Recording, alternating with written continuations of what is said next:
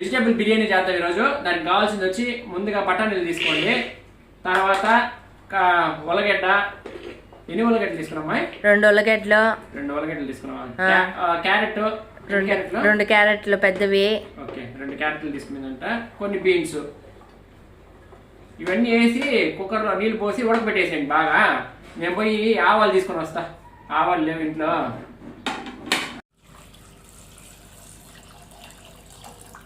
నిండకి రాలేదా?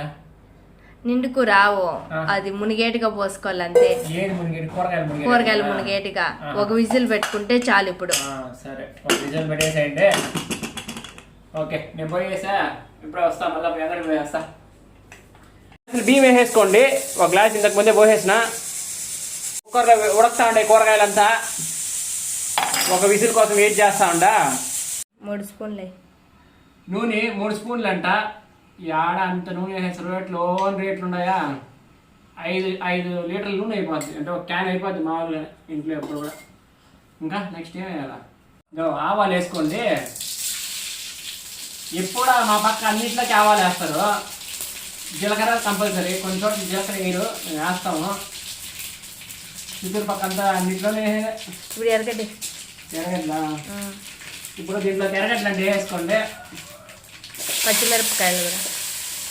ఓకే, పచ్చిమిరపకాయలు. ఇదేంటి చేస్తుంది? ఇంకా నెక్స్ట్ ఏం వేయాలా? కలబెట్టు. ఓకే, బాగా కలబెట్టేద్దామా? బాగా యాగనింది ఎరగడ్డలో.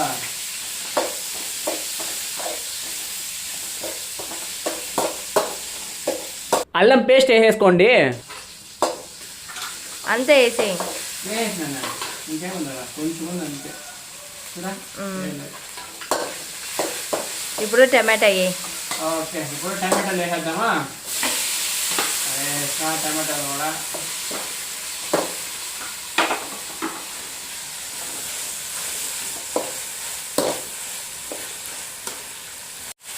ఆవాలు పెద్ద ఆవాలు తేలేదు అనేసి చెప్తా ఉంది. చిన్న ఆవాలు తెచ్చింటే సరిపోయింది తీర్చేయాలి. వాళ్ళ అంగట్లో పెద్ద ఆవాలు లేవా?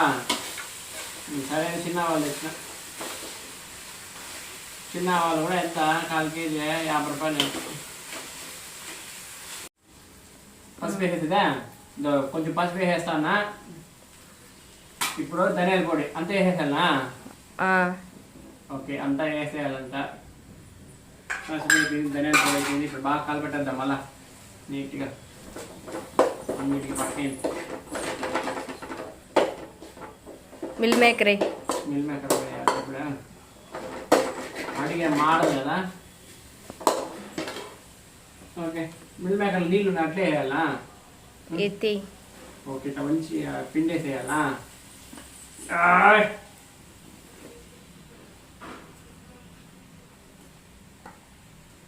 బాగా పిండేసేయండి నీళ్ళు రానికుండా.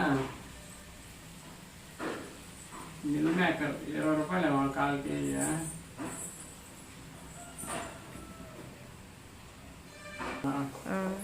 అంతే, ఇట్లా బాగా కలబెట్టుకొని నీట్గా. ఆ టమాటాలు బాగా మిల్ మేకర్కి ఆ మసాలా అంతా బాగా ఏమేసి ధనియాల పొడి కదా, ఆ ధనియాల పొడి బాగా అనుకోవాలి దీనికి. ఇవన్నీ ఉడకబెట్టినట్టు ఇందాక ఒక విజిల్ వచ్చేదాకా ఉడకబెట్టినామా? ఇవన్నీ దీంట్లోకి వేసేయండి. బీన్స్, ఉల్లగడ్డ, క్యారెట్.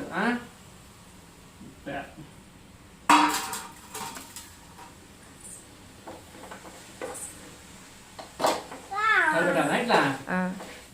సరే,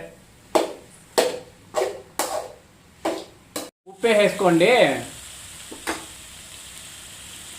1 స్పూన్ ఉప్పు వేసేసింది. తర్వాత 2 స్పూన్లు ఉప్పు, గరం మసాలా. ఇదిలి చేస్తూ ఉంటుంది మామూలుగా అంతటికి పట్టాలనేసి.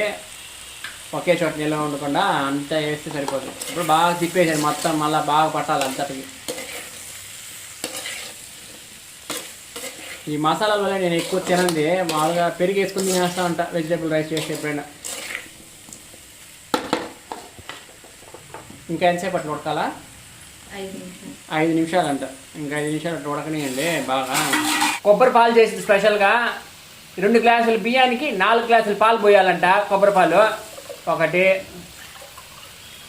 2 దీంట్లోకి వేసేసుకోండి. అవంతా బియ్యము, పాలు, ఇక కూరగాయలు అంతా మసాలా పేస్ట్ అంతా ఎత్తి రైస్ కుక్కర్లో పెట్టేసేయండి.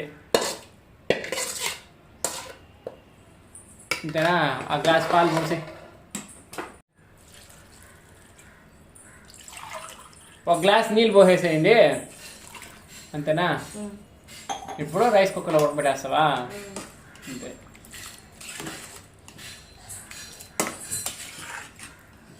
మూడు గ్లాసుల టెంకాయ పాలు, ఒక గ్లాస్ వాటర్ వేసాము బియ్యంలోకి, మళ్ళీ ఇవన్నీ వేసాం.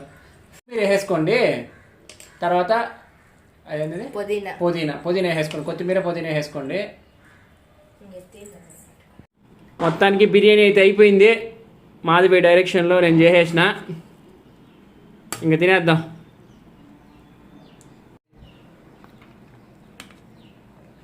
ఓకే ఇంకా ఓకే చాలన్నా 2 గంటల. దీంట్లోకి పెరుగు పచ్చడి. ఓకే అంతే చాలన్నా.